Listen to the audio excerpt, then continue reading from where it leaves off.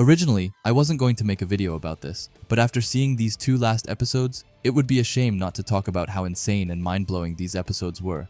Because in my opinion, they were truly the best of the best. So basically, this is just going to be a video of me glazing every insane moment of the last minutes of this match and talking about how insane they were. So if you want to stick around and hear me glaze, then this is the perfect video for you. So with that said, let's just get right into it by starting with episode 13. So the episode starts off with Rin looking colder than ever as he thinks that the last goal was all thanks to Isagi and that he is the main player right now. However, we then get into Isagi's mind and realize that he is thinking the total opposite and that the match revolves around Rin, as Isagi is only able to move freely thanks to him. After that, both of their auras start to light up, and then we get this iconic panel with both of them walking side by side and saying that they will be the ones to score the final goal, and this was executed flawlessly, and it's so cool when they say it in total sync. After that, everyone get pumped up and wants to end it, and then it begins, and right off the bat, Sae is just rushing towards Isagi, and I don't know why, but it looks so amazing when we see him coming closer at an insane speed, and Isagi is like, huh, already. And right after that, Sae hits us with taking out his insane aura and starts to try a bit more. But still, he definitely isn't going all out, but the way they executed his aura is insane, and the colors and the numbers looks on point. Then the step over into the nutmeg is flawless animation, but he doesn't just embarrass Isagi as he right away destroys Baru and Karasu with total ease. Rin then of course goes to block, but I love how Sae just looks at him in like disgust as he sees Rin on the ground unable to take the ball. After that, Rin gets a bit but hurt and decides to take down Sae with whatever he can. Meanwhile, Sae still just continues to destroy the Blue Lock 11 with his incredible dribbles, and his aura once again looks so cool. I bet you can deduce that I'm a big Sae fan, but that's also why I'm so happy that they did him so much justice. Sae then passes to Shido, sending a cross that only Shido can reach, but they then zoom into Shido's foot and puts kind of a target thing on his foot, which looks so cool. Also, I've always said it, but I love how they make the backgrounds when the characters are thinking and stuff, because this kind of gray background with things floating around it just adds so much emotion and feeling to it. Anyway, just when Shido is about to score, Rin comes and is like hell no, and puts his literal head in front of the ball instead, which I can't understand how he didn't get literal brain damage after that. But either way, he saved the goal, and Isagi is like totally mind blown by this, as this isn't like Rin in the slightest, as he most of the time wants to be the star player and not one on the defense line. Then right after, when everyone is chilling, Ryo asks them what they are doing as he sends away the ball high up to Nagi and starting their counter. But as the counter is going on, Isagi gets his puzzle pieces, and the way they did this is insane, like the pieces are coming from the field and just flowing into him. Then right away Bachira comes and says that his last piece has to be him, and then creating this super cool moment with the two of them together. And just the 1-2s they do with each other has such a flow to them, and they look so insanely smooth. Everything in this episode is just smooth. Anyway, when they go back and forth for a bit, the ball ends up in Bachira's hand, and he just rushes forward and destroys the Japan U20's defense. Like, I mean literally destroying it, because they stood no chance at all. And then, as he gets to Aiku, he fully embraces his monster self, as his whole face gets devoured by it, as he then makes his monster lift over Aiku, which definitely is an attack that he has to bring back in the manga real soon. The goalie then runs out, but Bachira manages to just get it over him, and it's looking like Bachira will actually score a goal in the U20 match, only for Sendo to take the spotlight and ruin it. Low-key kinda sad that Bachira didn't get a goal in this match, but he still got this insane moment. Anyway, the ball goes to Sae, and then the U20 starts their counterattack, and this time Sae isn't only passing to Shido as the other forwards has woken up, but the ball falls to Sendo, which funny enough gets blocked by both Baru and Nagi, who smashes their heads together. The ball then goes to Sae once again, who is right in front of the ball, which is like the worst possible scenario. But he doesn't shoot, he instead passes to Aiku on the side, who comes in full force, and his aura is all over the place as he looks demonic. Hey, it's Natsu, mid-editing here, and I just wanted to pause the video to ask you to subscribe if you haven't already, and while you're already down there, why not leave a like as well? Aiku actually shoots an insane shot, but Rin manages to get in front of it in the literal last second, and because of that he blocks it, but it gives the U20 a corner. Anyway, we then see the commentators, which was such a nice and wholesome moment. They were both ecstatic and said that they could have never imagined this match to be this wild and insane. Anyway, Sae then sends away the cross, and Rin thinks that he has read his brother like a book, so he goes to block Aiku, but as he goes for it, he realizes that he's got played, and that the ball is going past him to Shido, who is free. Everyone thinks that this is it, But that's when the real hero of Blue Lock Isagi Yoichi comes, and the music that starts playing when he arrives is perfect. And then they also captured his eyes to a T as he looks crazy. But anyway, Isagi Red says and got away the ball from Shidu. The ball falls to Hiyori, and they once again starts another counter. But as they are going, Rin looks at them and realizes that Isagi is always getting in his way. But he then thinks about everyone in the team and says that they have always had his back, and he is in shock as he doesn't understand what this feeling that he is feeling is, saying that he maybe isn't totally alone after all, and this would be a super touching moment usually. But this is Blue Lock, so Rin is like, nah, fuck that feeling, and the screen starts to glitch and he looks like he is going to kill someone as he says that. The feeling makes him want to puke, and he stares into Isagi from the back while saying that he will mangle him. And this moment was captured beautifully. Like everything from the distorted sound and the ominous vibe is on point, and it really captures the essence of Berserker Rin. Anyway, with that we change episode and goes to the last episode, and we then see Hiyori thinking about what the best play would be. But that's when Rin with his tongue out just comes by and steals the ball all for himself, and he fully goes into his Berserker form as he legit says that he will kill them all. Isagi comes by and tells him to play together, but he just runs the other way, which was low-key dope. But the most insane thing is what happens after, as Rin uses the defender's own weapons against them and completely ruins them.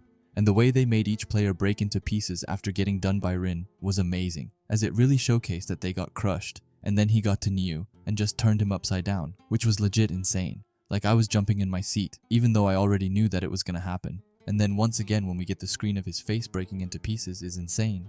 After that, he gets to Aiku, and Aiku is like, I probably need to update my data on Rin to see what I can do. But that's when it legit tells Aiku that he has a 0% chance of stopping and calling Rin unpredictable. But then of course Shidu comes by, and it brings Aiku into a 50% chance to beat him.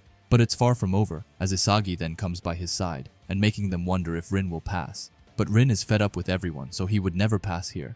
Aiku knows this, and goes to block Rin's shot, but it turns out that it was feint. But even then, Aiku says that Rin can't destroy him, and gets back up to block him. But then everything goes silent, and Rin says die, as he manages to get off a shot, and it just barely scratches Aiku's shoes, which makes the ball hit the post. After that it gets silent, and Sae says that Rin is still lukewarm as the ball falls to him.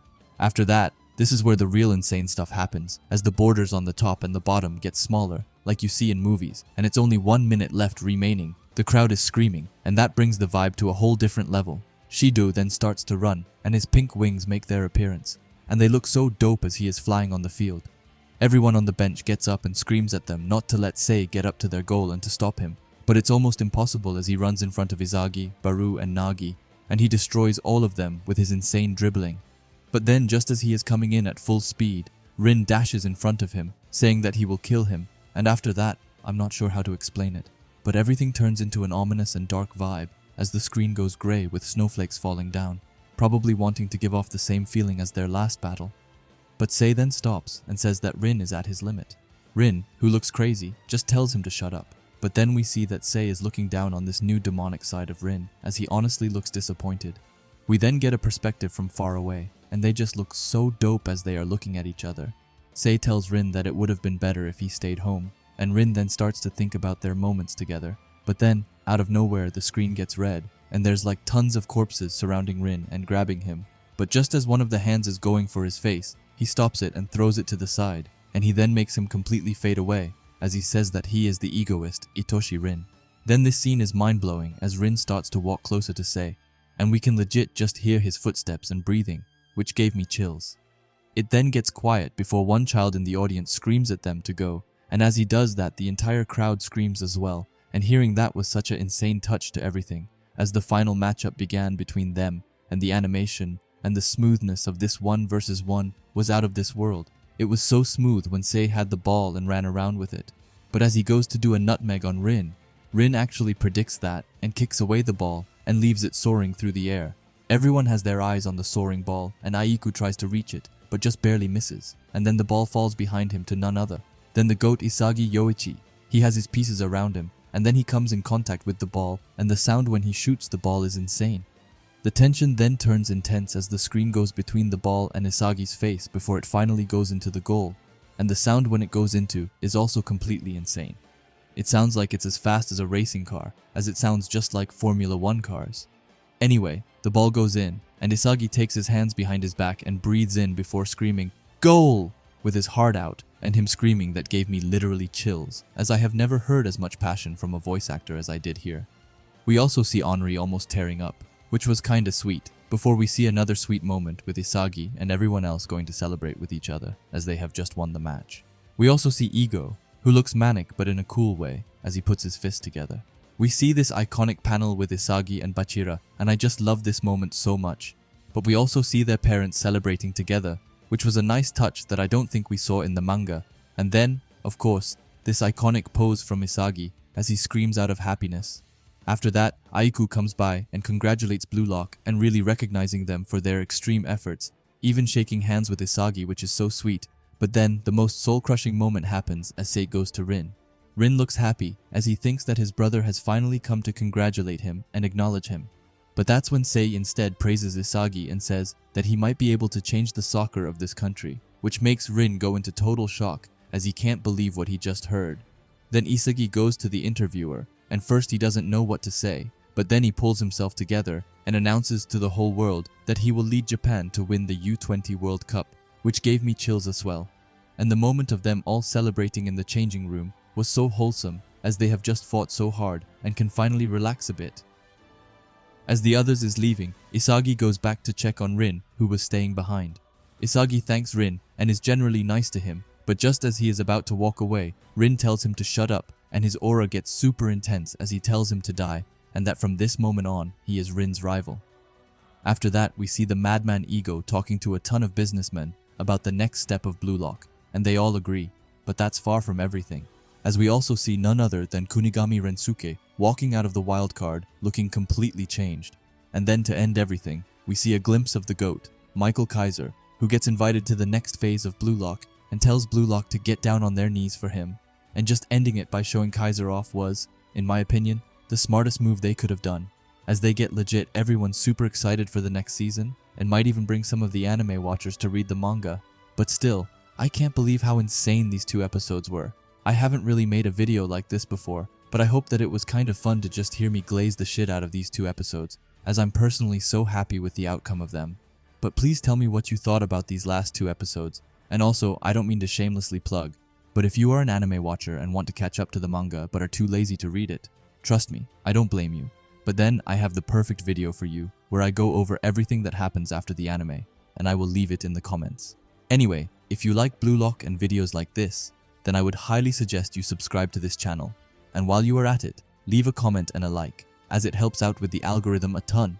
And if you are curious to see another video of mine, then please watch the video that will be popping up on the screen now. Anyway, thanks for watching and have a great day. Bye.